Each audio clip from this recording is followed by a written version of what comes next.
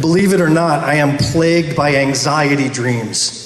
And some of my anxieties are around this breakfast meeting and getting through 2 hours of amazing content and then realizing I forgot to hit record on the camera. And I'm always this close every month to that happening, but not this month, not today. All right, welcome to our April Greenwood County Democratic Party breakfast meeting. It is a beautiful sunny morning somewhere else, not here. And I'm hoping the storms will stay away in time for us to depart, but if not, we'll stay here nice and dry. If I can start things off, please, by having everybody rise and remove your hats if you're wearing them. We're going to say a Pledge of Allegiance. For those of you for whom this is your first time here, we have a tradition of putting a special emphasis on the final 2 words of our pledge. Let's begin. I pledge allegiance to the flag of the United States of America and to the republic for which it stands, one nation, under God, indivisible, with liberty and justice for all. Thank you. I would like us to take a moment of silence, please, to remember those who have fallen by the wayside in recent months. To also give blessings where we feel fortunate in our lives, and just to center ourselves before we conduct our business today, I would ask you to keep in special memory Edith Louise Robinson. I did not know her personally, but one has to be blind not to see the impact she has had on this community. My feeds on social media were full of her name and her image, so I know she was very important to many of you. So please keep her and her family in your thoughts. A moment of silence, please.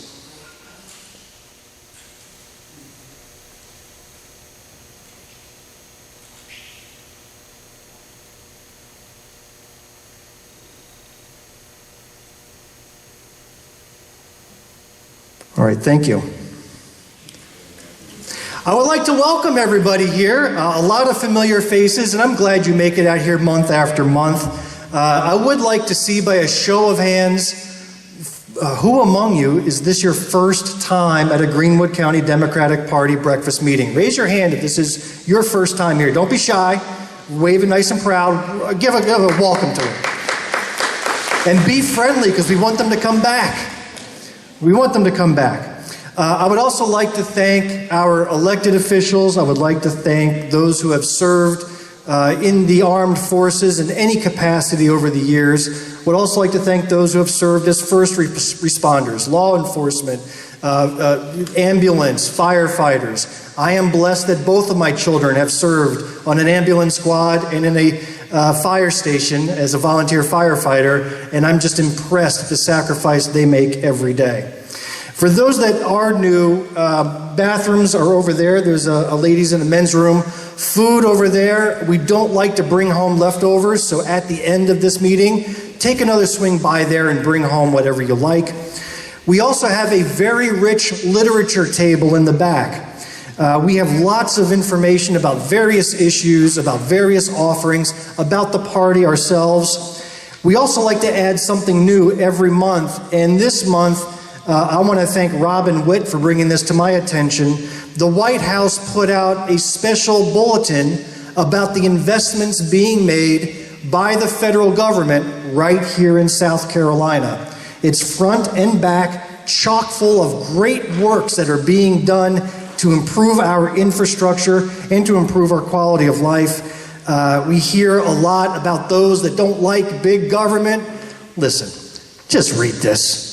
If they don't like our government, they can not cross the bridge, they cannot drive on the road, they don't have to use the broadband that's coming their way, they can decline all those services. But for me, I'm grateful for this. So please grab one of these on your way out and be informed. Heck, if you leave one at your Republican neighbor's house, I won't complain either. So grab one of these, and if you need more, I can show you where to get them. We have an extraordinarily full agenda today. It's going to be quite video heavy. There's a lot of things that I wanted to share with you. It also is going to be emotional. So if you are prone to emotions, like I am. I cry at just about every movie I've ever gone to. I saw Spider-Man and my eyes, I just watered. It was a great film. But we're going to see some things at the end that are very emotional and touching and remind us of why we fight like we fight every day. But before I do so, I want to share a video that I talked about last month. It hit the news, it made national news, and before we even get into our agenda, I'd like to share a few minutes of this clip with you. Fired up, fired up, ready to go, ready to go. Fired up, ready to go, ready to go. It's Edith Childs. How you doing? I'm doing good. How are you? It was early in my campaign, and I wasn't doing that good. I had promised a state legislator from South Carolina that I'd go down to her district, Greenwood, which is a pretty small town. So we had to drive. It was a rainy day. I walk in and there are only about 20 people there. And I'm thinking, man, this is a 3-hour round trip to talk to 20 people. I'm wet. I'm kind of grumpy. And suddenly I hear in the background, fired up! And everybody acts like this is normal, and they all shout, fired up.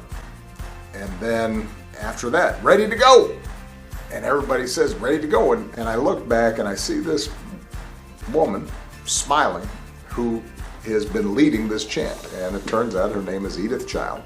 Edith was a longtime member of the NAACP. Fired Up, Ready to Go had been one of the chants, the cheers that the NAACP had used back in the day. I thought it was a hoot, and it turned out that Edith had the personality to go with it. Just her being there, it cheered me up. And as we walked away, I said to my team, I said, you know, I'm feeling kind of fired up. Are you? And they said, yeah. And I said, are you ready to go? Yeah.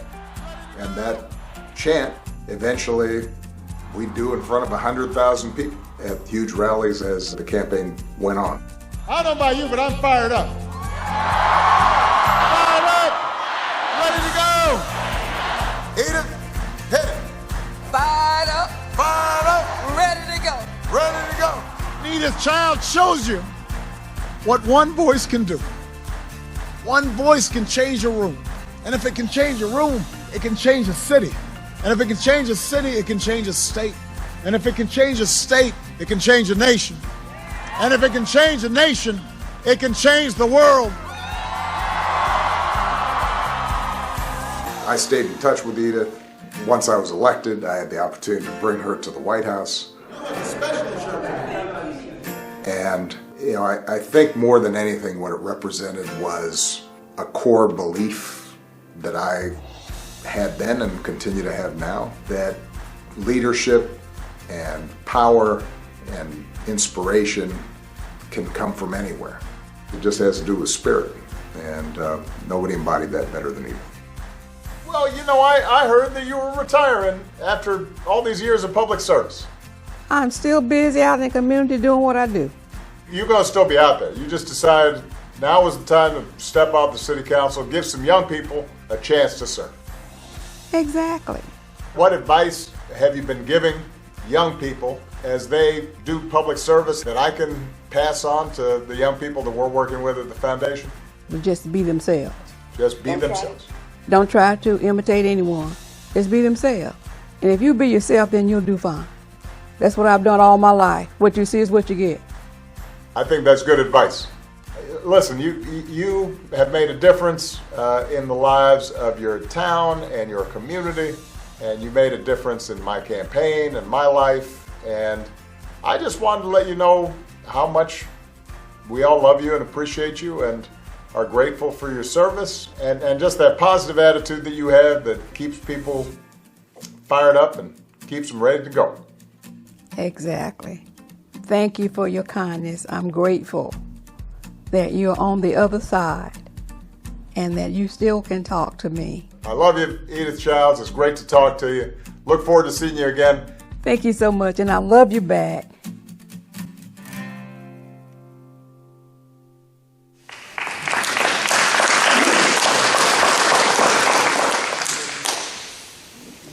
How about that, huh? Fired up. Fired up! ready to go. Are you hoping to get a call from the president? Is that what you're angling for? I'll tell you, I learned one thing from that video. I saw President Obama refer to Edith Childs on her time on city council, and we all know she was on county council. But I learned that you don't correct the president. You just smile and say, yes, sir. City council, 30 years.